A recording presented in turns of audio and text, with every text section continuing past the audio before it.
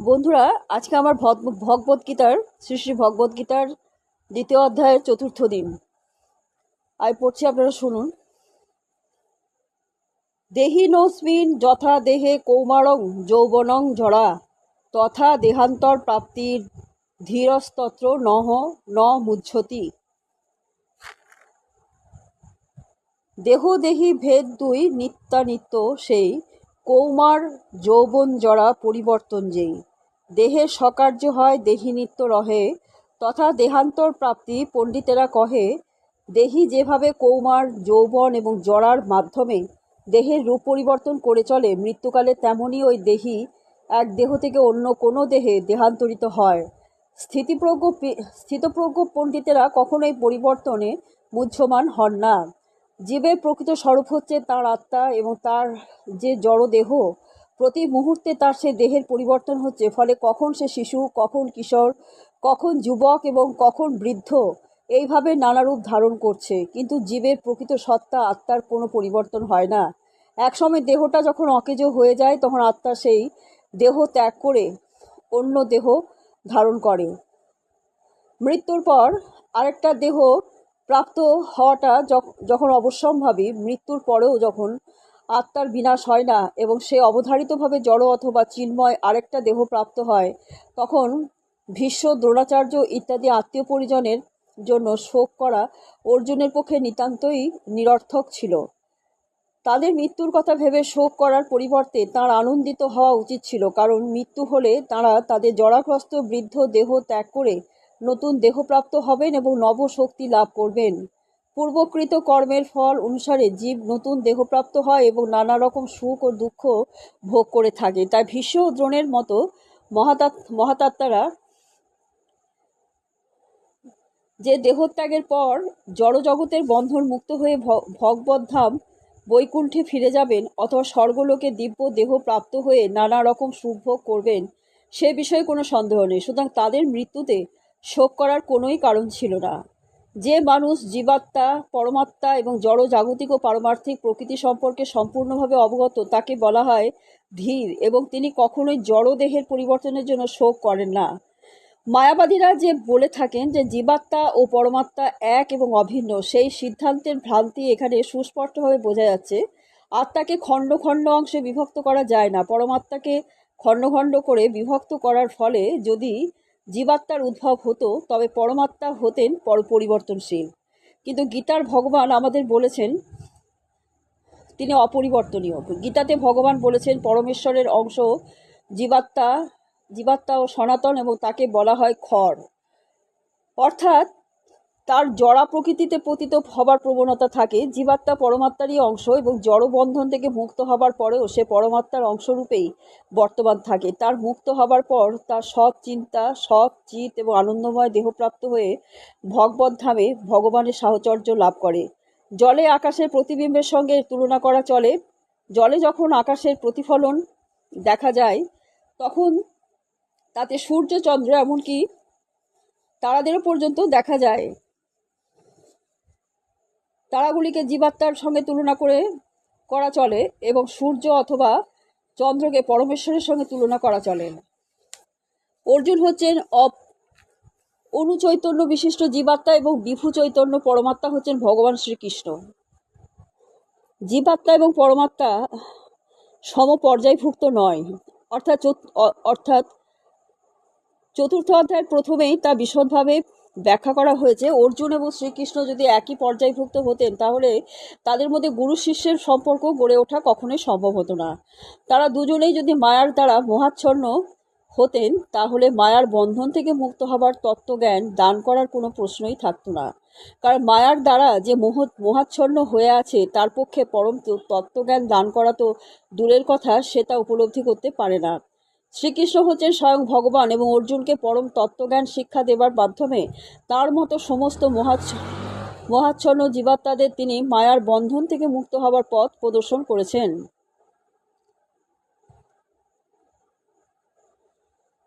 মাত্রা স্পর্শাস্তু কৌন্তেয় শীতোষ্ণ সুখ দুঃখ দা আগমাপায়িনো হনিতাস্তাং স্থিতিরুক্ষ তিথিক্ষস্য ভারত। শ্রীল প্রভুপাদের গীতার গান। শীত উষ্ণ সুখ দুঃখ ইন্দ্রিয় বিকার, ইন্দ্রিয়ের দাস যারা তাহে অধিকার, যেসব নিত্য বস্তু আসি চলি যায়, অসহিষ্ণুতা মাত্র গুণ তাহার উপায়। হে কন্তেও, ইন্দ্রিয়ের সঙ্গে বিষয়ের সংযোগের ফলে অনিত্য সুখ এবং দুঃখের অনুভব হয়। সেগুলি ঠিক যেন শীত এবং গ্রীষ্ম ঋতুর গমনাগমনের মতো। হে ভরতকুল প্রদীপ, সেই ইন্দ্রিয়জাত অনুভূতির দ্বারা প্রভাবিত না হয়ে সেগুলি সহ্য করার চেষ্টা করো। মানব জীবনে প্রকৃত কর্তব্য সম্পাদন করতে হলে মানুষকে সহনশীলতার মাধ্যমে বুঝতে হবে সুখ এবং দুঃখ কেবল ইন্দ্রিয়ের বিকার মাত্র। শীতের পর যেমন গ্রীষ্ম আসে, তেমনি পর্যায়ক্রমে সুখ এবং দুঃখ আসে। সত্যকে উপলব্ধি করে দুঃখে এবং সুখে অবিচলিত থাকাটাই মানুষের কর্তব্য। বেদে নির্দেশ দেওয়া আছে যে খুব সকালে স্নান করা উচিত। যে শাস্ত্রের অনুশাসন মেনে চলে সে মাঘ মাসের প্রচণ্ড শীতেও খুব ভোরে স্নান করতে ইতস্তত করে না। তেমনি গ্রীষ্মকালে প্রচণ্ড গরমেও গৃহিণীরা রান্না করা থেকে বিরত থাকেন না। আবহাওয়াজনিত অসুবিধা সত্ত্বেও মানুষকে তার কর্তব্য কর্ম করে যেতেই হয়। তেমনি যুদ্ধ করাটাই হচ্ছে ক্ষত্রিয়ের ধর্ম, এবং কর্তব্যের খাতিরে তাকে যদি তার আত্মীয় বন্ধুদের সঙ্গেও যুদ্ধ করতে হয়, তবু সে তার কর্তব্য কর্ম থেকে বিরত হতে পারে না। শাস্ত্র নির্ধারিত অনুসরণ মেনে চলাটাই হচ্ছে সভ্য মানুষের লক্ষণ। এই অনুশাসন মেনে চলার ফলে মানুষের বুদ্ধিমত্তার বিকাশ হয় এবং সে তখন ভবিষ্যৎ ভগবত তত্ত্বজ্ঞান লাভ করতে সক্ষম হয়। এই জ্ঞানের প্রভাবে তার হৃদয়ে ভগবত ভক্তির সঞ্চার হয় এবং ভগবানের প্রতি তার এই আন্তরিক ভক্তি তাকে মায়ার বন্ধন থেকে মুক্ত করে। এই শ্লোকে অর্জুনকে কৌন্তেয় এবং ভারত নামে সম্বোধন করাটা খুবই তাৎপর্যপূর্ণ। তাকে কৌন্তেয় নামে সম্বোধন করার মাধ্যমে ভগবান শ্রীকৃষ্ণ তাকে তার পিতৃকুলের মহত্বের কথা স্মরণ করিয়ে দিয়েছেন। মহৎ বংশে জাত পুরুষ কখনোই তার কর্তব্যকর্ম থেকে বিচ্যুত হন না। তাই শ্রীকৃষ্ণ তাকে জানিয়ে দিলেন যে তার বংশ কৌরবের কথা স্মরণ করে তাকে যুদ্ধ করতেই হবে। জং হি ন ব্যথয়ন্ততে পুরুষসর্ব সম দুঃখ সুখং ধীরং সহ মৃতত্বায় কল্পতে। শ্রীল প্রভুপাদের গীতার গান। ব্যথা নাহি দেয় যারে অনিত্য এসব, সেজন বুঝিল জ্ঞান পুরুষার্থ বৈভব। সমদুঃখ সুখধীর অনিত্য ব্যাপারে, অমরত্ব সেই পায় জিতিয়া সংসারে। হে পুরুষশ্রেষ্ঠ অর্জুন, এখানে অর্জুনকে বলা হয়েছে, যে জ্ঞানী ব্যক্তি সুখ ও দুঃখ, শীত ও উষ্ণ আদি দ্বন্দ্বে বিচলিত হন না, তিনি অমৃতত্ব লাভের প্রকৃত অধিকারী। যে মানুষ সুখ দুঃখে সম্পূর্ণ অবিচলিত থাকে, তার পারমার্থিক উন্নতি সাধন করতে দৃঢ়প্রতিজ্ঞ হন, তিনি অনায়াসে এই ভব যন্ত্রণা থেকে মুক্তি লাভ করেন। বর্ণাশ্রম ধর্মে চতুর্থ আশ্রম সন্ন্যাস, অর্থাৎ কষ্ট সাপেক্ষ পথ, কিন্তু যে মানুষ তার জীবনকে সার্থক করে তুলতে চান, তিনি এই সন্ন্যাস আশ্রম গ্রহণ করতে দ্বিধা করেন না। সন্ন্যাস আশ্রম গ্রহণ করলে মানুষকে তার সব রকম পারিবারিক বন্ধন ছিন্ন করতে হয়। স্ত্রী পুত্র পরিজনের এই বন্ধন মুক্ত হওয়া খুবই কষ্টকর, কিন্তু যিনি এই বন্ধন থেকে মুক্ত হতে পারেন, তার পারমার্থিক জীবন সার্থক হয়ে ওঠে এবং অচিরেই তিনি ভগবত দর্শন লাভ করেন। ঠিক তেমনি অর্জুনকে তাঁর ক্ষাত্র ধর্ম পালন করার উপদেশ দিয়ে ভগবান তাকে বললেন যে এই ধর্মযুদ্ধে তার আত্মীয় পরিজনদের সঙ্গে যুদ্ধ করা যদিও অত্যন্ত দুঃখদায়ক এবং কষ্ট সাপেক্ষ, কিন্তু তবুও তার কর্ম সম্পাদন করবার জন্য তার দেহজাত আত্মীয়তার বন্ধন থেকে তাকে মুক্ত হতে হবে এবং যুদ্ধ করতে হবে। শ্রী চৈতন্য মহাপ্রভু 24 বছর বয়সে সন্ন্যাস গ্রহণ করেন। ঘরে তখন তার যুবতী স্ত্রী এবং বৃদ্ধা মাতা ছিলেন। তাদের দেখাশোনা করার জন্য কেউই ছিল না, কিন্তু তা সত্ত্বেও মহত্তর উদ্দেশ্য সাধন করবার জন্য তিনি তাদের পরিত্যাগ করতে দ্বিধা করেননি। মায়ার বন্ধন থেকে মুক্ত হবার এই হচ্ছে উপায়। নাস্ত বিদ্যতে ভাবো না ভাবো বিদ্যতে শত, উভয়োর্পি দৃষ্ট হন্তস্তন নয়স্তত্ব দর্শিভি। শ্রীল প্রভুপাদের গীতার গান। অসৎ শরীর এই সত্তা নাহি তার, নিত্য সত্য জীব এবং হয় মৃত্যু নাহি যার, উভয় বিচার করিল নিশ্চিত, তত্ত্বদর্শী সেই কহে যেই হয় হিত। যারা তত্ত্বদ্রষ্টা তারা সিদ্ধান্ত করেছেন যে অনিত্য জড় বস্তুর স্থায়িত্ব নেই এবং নিত্য বস্তু আত্মার কখনো বিনাশ হয় না। তত্ত্বদ্রষ্টাগণ উভয় প্রকৃতির যথার্থ স্বরূপ উপলব্ধি করে এই সিদ্ধান্তে উপনীত হয়েছেন। প্রতি মুহূর্তে এই জড় দেহের পরিবর্তন হচ্ছে, এই দেহের কোনো স্থায়িত্ব নেই। আধুনিক চিকিৎসা বিজ্ঞানের সাহায্যেও জানা যায় যে জীব দেহ প্রতি মুহূর্তে বিভিন্ন জীবকোষের ক্রিয়া প্রক্রিয়ার ফলে অবিরাম পরিবর্তন হচ্ছে, ফলে জীবদেহ শিশু অবস্থা থেকে ক্রমে পূর্ণ যৌবনে বিকশিত হয়। এবং অবশেষে বৃদ্ধ অবস্থায় উপনীত হয়। দেহ মনের সব রকম পরিবর্তন হওয়া সত্ত্বেও জীবের প্রকৃত সত্তা আত্মার কোনো পরিবর্তন হয় না। জড় দেহ ও সনাতন আত্মার মধ্যে এটাই হচ্ছে পার্থক্য। দেহের প্রকৃতি হচ্ছে চির পরিবর্তনশীল আর আত্মা হচ্ছে চির শাশ্বত সনাতন। যে সমস্ত মহাজন পরম তত্ত্বজ্ঞান লাভ করেছেন তারা সকলেই একথা স্বীকার করেন। বিষ্ণু পুরাণে বলা হয়েছে যে শ্রী বিষ্ণু এবং তার ধাম সকল স্বতঃস্ফূর্ত চিন্ময় জ্যোতির দ্বারা উদ্ভাসিত। মায়ার দ্বারা মহচ্ছন্নবদ্ধ জীবের প্রতি ভগবান শ্রীকৃষ্ণের এটাই হচ্ছে সর্বপ্রথম উপদেশ। জীব হচ্ছে ভগবানের অপরিহার্য অংশ, তাই সে ভগবানের নিত্য দাস। এই জ্ঞান উপলব্ধি করা হলেই অজ্ঞানতার আবরণ উন্মোচিত হয় এবং জীব তার স্বরূপে অধিষ্ঠিত হয় ও ভগবানের সঙ্গে উপাস্য আর উপাসকের সম্পর্কে পুনঃপ্রতিষ্ঠা করে। পূর্ণের সঙ্গে অংশের যে সম্পর্ক, ভগবানের সঙ্গে জীবের সেই সম্পর্ক। ভগবান হচ্ছেন পূর্ণ আর জীব তার অংশ। বেদান্ত সূত্র এবং শ্রীমদ্ ভাগবতে বলা হয়েছে যে ভগবান হচ্ছেন সবকিছুর উৎস। সবকিছুই উদ্ভব হয়েছে ভগবানের থেকে। ভগবানের থেকে উদ্ভূত এই প্রকৃতিতে পরা ও অপরা এই দুটি স্তর আছে। জীব ভগবানের পরা প্রকৃতিতে অধিষ্ঠিত। সপ্তম অধ্যায়ে এই সম্বন্ধে বিশদভাবে আলোচনা করা হয়েছে। শক্তি ও শক্তিমানের মধ্যে যদিও কোনো ভেদ নেই, তবু শক্তিমান হচ্ছেন শক্তির নিয়ন্তা। পরমেশ্বর ভগবান হচ্ছেন শক্তিমান এবং শক্তি বা প্রকৃতির সব অবস্থাতেই তার নিয়ন্ত্রণাধীন। প্রভু এবং ভৃত্য, গুরু এবং শিষ্যের মধ্যে যে সম্পর্ক, ভগবানের সঙ্গে জীবের সম্পর্ক ঠিক তেমনি। মায়ার অন্ধকারে যখন জীব আচ্ছন্ন থাকে তখন সে ভগবত তত্ত্ব উপলব্ধি করতে পারে না। ভগবান তাই জীবকে মায়ান্ধকার থেকে মুক্ত হয়ে সত্য দর্শন করাবার জন্য এই ভগবত গীতা শিক্ষাদান করেছেন। বন্ধুরা, আজকে এই পর্যন্ত। বন্ধুরা, আজকে আমার ভগবত গীতার শ্রী শ্রী ভগবত গীতার 2য় অধ্যায়ের 4র্থ দিন। আমি পড়ছি, আপনারা শুনুন। দেহিনোস্মিন যথা দেহে কৌমারং যৌবনং জরা তথা দেহান্তর প্রাপ্তির ধীরস্তত্র নহ ন মুহ্যতি। দেহ দেহি ভেদ দুই নিত্যানিত্য সেই, কৌমার যৌবন জরা পরিবর্তন যেই। দেহে সকার্য হয় দেহি নিত্য রহে, তথা দেহান্তর প্রাপ্তি পণ্ডিতেরা কহে। দেহি যেভাবে কৌমার যৌবন এবং জরার মাধ্যমে দেহের রূপ পরিবর্তন করে চলে, মৃত্যুকালে তেমনই ওই দেহি এক দেহ থেকে অন্য কোনো দেহে দেহান্তরিত হয়। স্থিতপ্রজ্ঞ পণ্ডিতেরা কখনোই পরিবর্তনে মুহ্যমান হন না। জীবের প্রকৃত স্বরূপ হচ্ছে তার আত্মা এবং তার যে জড় দেহ, প্রতি মুহূর্তে তার সে দেহের পরিবর্তন হচ্ছে। ফলে কখন সে শিশু, কখন কিশোর, কখন যুবক এবং কখন বৃদ্ধ, এইভাবে নানা রূপ ধারণ করছে। কিন্তু জীবের প্রকৃত সত্তা আত্মার কোনো পরিবর্তন হয় না। একসময় দেহটা যখন অকেজো হয়ে যায় তখন আত্মা সেই দেহ ত্যাগ করে অন্য দেহ ধারণ করে। মৃত্যুর পর আরেকটা দেহ প্রাপ্ত হওয়াটা যখন অবশ্যম্ভাবী, মৃত্যুর পরেও যখন আত্মার বিনাশ হয় না এবং সে অবধারিতভাবে জড় অথবা চিন্ময় আরেকটা দেহ প্রাপ্ত হয়, তখন ভীষ্ম, দ্রোণাচার্য ইত্যাদি আত্মীয় পরিজনের জন্য শোক করা অর্জুনের পক্ষে নিতান্তই নিরর্থক ছিল।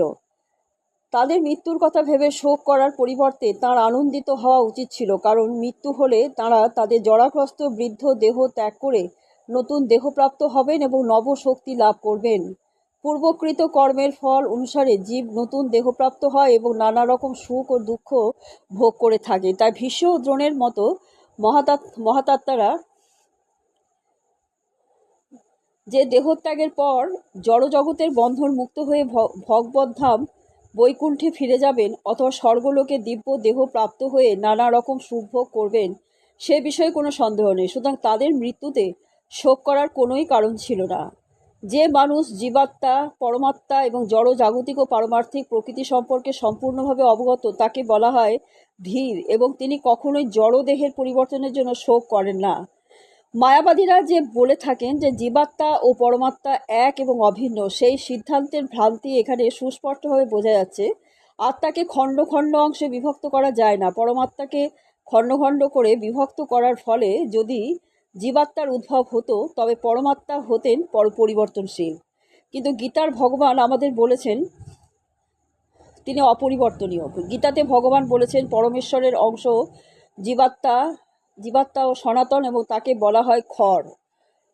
অর্থাৎ তার জড়া প্রকৃতিতে পতিত হবার প্রবণতা থাকে। জীবাত্মা পরমাত্মারই অংশ এবং জড় বন্ধন থেকে মুক্ত হবার পরেও সে পরমাত্মার অংশরূপেই বর্তমান থাকে। তার মুক্ত হবার পর তার সৎ চিন্তা, সৎ চিত এবং আনন্দময় দেহপ্রাপ্ত হয়ে ভগবত ধামে ভগবানের সাহচর্য লাভ করে। জলে আকাশের প্রতিবিম্বের সঙ্গে তুলনা করা চলে। জলে যখন আকাশের প্রতিফলন দেখা যায় তখন তাতে সূর্য, চন্দ্র, এমনকি তারাদেরও পর্যন্ত দেখা যায়। তারাগুলিকে জীবাত্মার সঙ্গে তুলনা করা চলে এবং সূর্য অথবা চন্দ্রকে পরমেশ্বরের সঙ্গে তুলনা করা চলে। অর্জুন হচ্ছেন অনুচৈতন্য বিশিষ্ট জীবাত্মা এবং বিভু চৈতন্য পরমাত্মা হচ্ছেন ভগবান শ্রীকৃষ্ণ। জীবাত্মা এবং পরমাত্মা সমপর্যায়ভুক্ত নয়। অর্থাৎ চতুর্থ অধ্যায়ের প্রথমেই তা বিশদভাবে ব্যাখ্যা করা হয়েছে। অর্জুন এবং শ্রীকৃষ্ণ যদি একই পর্যায়ভুক্ত হতেন তাহলে তাদের মধ্যে গুরু শিষ্যের সম্পর্ক গড়ে ওঠা কখনোই সম্ভব হতো না।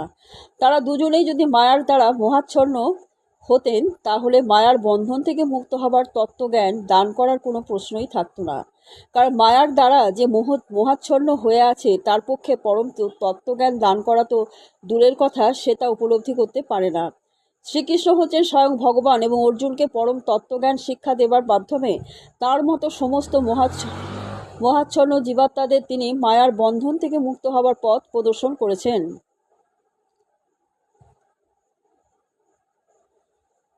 মাত্রা স্পর্শাস্তু কৌন্তেয় শীতোষ্ণ সুখ দুঃখ দা আগমাপায়িনো হনিতাস্তাং তিথিক্ষস্য ভারত। শ্রীল প্রভুপাদের গীতার গান। শীত উষ্ণ সুখ দুঃখ ইন্দ্রিয় বিকার, ইন্দ্রিয়ের দাস যারা তাহে অধিকার, যেসব নিত্য বস্তু আসি চলি যায়, অসহিষ্ণুতা মাত্র গুণ তাহার উপায়। হে কন্তেও, ইন্দ্রিয়ের সঙ্গে বিষয়ের সংযোগের ফলে অনিত্য সুখ এবং দুঃখের অনুভব হয়। সেগুলি ঠিক যেন শীত এবং গ্রীষ্ম ঋতুর গমনাগমনের মতো। হে ভরতকুল প্রদীপ, সেই ইন্দ্রিয়জাত অনুভূতির দ্বারা প্রভাবিত না হয়ে সেগুলি সহ্য করার চেষ্টা করো। মানব জীবনে প্রকৃত কর্তব্য সম্পাদন করতে হলে মানুষকে সহনশীলতার মাধ্যমে বুঝতে হবে সুখ এবং দুঃখ কেবল ইন্দ্রিয়ের বিকার মাত্র। শীতের পর যেমন গ্রীষ্ম আসে তেমনি পর্যায়ক্রমে সুখ এবং দুঃখ আসে। সত্যকে উপলব্ধি করে দুঃখে এবং সুখে অবিচলিত থাকাটাই মানুষের কর্তব্য। বেদে নির্দেশ দেওয়া আছে যে খুব সকালে স্নান করা উচিত। যে শাস্ত্রের অনুশাসন মেনে চলে সে মাঘ মাসের প্রচণ্ড শীতেও খুব ভোরে স্নান করতে ইতস্তত করে না। তেমনি গ্রীষ্মকালে প্রচণ্ড গরমেও গৃহিণীরা রান্না করা থেকে বিরত থাকেন না। আবহাওয়াজনিত অসুবিধা সত্ত্বেও মানুষকে তার কর্তব্য কর্ম করে যেতেই হয়। তেমনি যুদ্ধ করাটাই হচ্ছে ক্ষত্রিয়ের ধর্ম এবং কর্তব্যের খাতিরে তাকে যদি তার আত্মীয় বন্ধুদের সঙ্গেও যুদ্ধ করতে হয় তবু সে তার কর্তব্য কর্ম থেকে বিরত হতে পারে না। শাস্ত্র নির্ধারিত অনুসরণ মেনে চলাটাই হচ্ছে সভ্য মানুষের লক্ষণ। এই অনুশাসন মেনে চলার ফলে মানুষের বুদ্ধিমত্তার বিকাশ হয় এবং সে তখন ভবিষ্যৎ ভগবত তত্ত্বজ্ঞান লাভ করতে সক্ষম হয়। এই জ্ঞানের প্রভাবে তার হৃদয়ে ভগবত ভক্তির সঞ্চার হয় এবং ভগবানের প্রতি তার এই আন্তরিক ভক্তি তাকে মায়ার বন্ধন থেকে মুক্ত করে। এই শ্লোকে অর্জুনকে কৌন্তেয় এবং ভারত নামে সম্বোধন করাটা খুবই তাৎপর্যপূর্ণ। তাকে কৌন্তেয় নামে সম্বোধন করার মাধ্যমে ভগবান শ্রীকৃষ্ণ তাকে তার পিতৃকুলের মহত্বের কথা স্মরণ করিয়ে দিয়েছেন। মহৎ বংশে জাত পুরুষ কখনোই তার কর্তব্যকর্ম থেকে বিচ্যুত হন না। তাই শ্রীকৃষ্ণ তাকে জানিয়ে দিলেন যে তার বংশ কৌরবের কথা স্মরণ করে তাকে যুদ্ধ করতেই হবে। জং হি ন ব্যথয়ন্ততে পুরুষসর্ব সম দুঃখ সুখং ধীরং সহ মৃতত্বায় কল্পতে। শ্রীল প্রভুপাদের গীতার গান। ব্যথা নাহি দেয় যারে অনিত্য এসব, সেজন বুঝিল জ্ঞান পুরুষার্থ বৈভব। সমদুঃখ সুখধীর অনিত্য ব্যাপারে, অমরত্ব সেই পায় জিতিয়া সংসারে। হে পুরুষশ্রেষ্ঠ অর্জুন, এখানে অর্জুনকে বলা হয়েছে যে জ্ঞানী ব্যক্তি সুখ ও দুঃখ, শীত ও উষ্ণ আদি দ্বন্দ্বে বিচলিত হন না, তিনি অমৃতত্ব লাভের প্রকৃত অধিকারী। যে মানুষ সুখ দুঃখে সম্পূর্ণ অবিচলিত থাকে তার পারমার্থিক উন্নতি সাধন করতে দৃঢ়প্রতিজ্ঞ হন, তিনি অনায়াসে এই ভব যন্ত্রণা থেকে মুক্তি লাভ করেন। বর্ণাশ্রম ধর্মে চতুর্থ আশ্রম সন্ন্যাস অর্থাৎ কষ্ট সাপেক্ষ পথ কিন্তু যে মানুষ তার জীবনকে সার্থক করে তুলতে চান তিনি এই সন্ন্যাস আশ্রম গ্রহণ করতে দ্বিধা করেন না। সন্ন্যাস আশ্রম গ্রহণ করলে মানুষকে তার সব রকম পারিবারিক বন্ধন ছিন্ন করতে হয়। স্ত্রী পুত্র পরিজনের এই বন্ধন মুক্ত হওয়া খুবই কষ্টকর, কিন্তু যিনি এই বন্ধন থেকে মুক্ত হতে পারেন তার পারমার্থিক জীবন সার্থক হয়ে ওঠে এবং অচিরেই তিনি ভগবত দর্শন লাভ করেন। ঠিক তেমনি অর্জুনকে তাঁর ক্ষাত্র ধর্ম পালন করার উপদেশ দিয়ে ভগবান তাকে বললেন যে এই ধর্মযুদ্ধে তার আত্মীয় পরিজনদের সঙ্গে যুদ্ধ করা যদিও অত্যন্ত দুঃখদায়ক এবং কষ্ট সাপেক্ষ, কিন্তু তবুও তার কর্তব্য কর্ম সম্পাদন করবার জন্য তার দেহজাত আত্মীয়তার বন্ধন থেকে তাকে মুক্ত হতে হবে এবং যুদ্ধ করতে হবে। শ্রী চৈতন্য মহাপ্রভু 24 বছর বয়সে সন্ন্যাস গ্রহণ করেন। ঘরে তখন তার যুবতী স্ত্রী এবং বৃদ্ধা মাতা ছিলেন। তাদের দেখাশোনা করার জন্য কেউই ছিল না, কিন্তু তা সত্ত্বেও মহত্তর উদ্দেশ্য সাধন করবার জন্য তিনি তাদের পরিত্যাগ করতে দ্বিধা করেননি। মায়ার বন্ধন থেকে মুক্ত হবার এই হচ্ছে উপায়। নাস্ত বিদ্যতে ভাবো না ভাবো বিদ্যতে শত, উভয়োর্পি দৃষ্ট হন্তস্তন নয়স্তত্ব দর্শিভি। শ্রীল প্রভুপাদের গীতার গান। অসৎ শরীর এই সত্তা নাহি তার, নিত্য সত্য জীব এবং হয় মৃত্যু নাহি যার, উভয় বিচার করিল নিশ্চিত, তত্ত্বদর্শী সেই কহে যেই হয় হিত। যারা তত্ত্বদ্রষ্টা তারা সিদ্ধান্ত করেছেন যে অনিত্য জড় বস্তুর স্থায়িত্ব নেই এবং নিত্য বস্তু আত্মার কখনো বিনাশ হয় না। তত্ত্বদ্রষ্টাগণ উভয় প্রকৃতির যথার্থ স্বরূপ উপলব্ধি করে এই সিদ্ধান্তে উপনীত হয়েছেন। প্রতি মুহূর্তে এই জড় দেহের পরিবর্তন হচ্ছে, এই দেহের কোনো স্থায়িত্ব নেই। আধুনিক চিকিৎসা বিজ্ঞানের সাহায্যেও জানা যায় যে জীব দেহ প্রতি মুহূর্তে বিভিন্ন জীবকোষের ক্রিয়া প্রক্রিয়ার ফলে অবিরাম পরিবর্তন হচ্ছে, ফলে জীবদেহ শিশু অবস্থা থেকে ক্রমে ক্রমে পূর্ণ যৌবনে বিকশিত হয় এবং অবশেষে বৃদ্ধ অবস্থায় উপনীত হয়। দেহ ও মনের সব রকম পরিবর্তন হওয়া সত্ত্বেও জীবের প্রকৃত সত্তা আত্মার কোনো পরিবর্তন হয় না। জড় দেহ ও সনাতন আত্মার মধ্যে এটাই হচ্ছে পার্থক্য। দেহের প্রকৃতি হচ্ছে চির পরিবর্তনশীল আর আত্মা হচ্ছে চির শাশ্বত সনাতন। যে সমস্ত মহাজন পরম তত্ত্বজ্ঞান লাভ করেছেন তারা সকলেই একথা স্বীকার করেন। বিষ্ণু পুরাণে বলা হয়েছে যে শ্রী বিষ্ণু এবং তার ধাম সকল স্বতঃস্ফূর্ত চিন্ময় জ্যোতির দ্বারা উদ্ভাসিত। মায়ার দ্বারা মহচ্ছন্নবদ্ধ জীবের প্রতি ভগবান শ্রীকৃষ্ণের এটাই হচ্ছে সর্বপ্রথম উপদেশ। জীব হচ্ছে ভগবানের অপরিহার্য অংশ, তাই সে ভগবানের নিত্য দাস। এই জ্ঞান উপলব্ধি করা হলেই অজ্ঞানতার আবরণ উন্মোচিত হয় এবং জীব তার স্বরূপে অধিষ্ঠিত হয় ও ভগবানের সঙ্গে উপাস্য আর উপাসকের সম্পর্কে পুনঃপ্রতিষ্ঠা করে। পূর্ণের সঙ্গে অংশের যে সম্পর্ক, ভগবানের সঙ্গে জীবের সেই সম্পর্ক।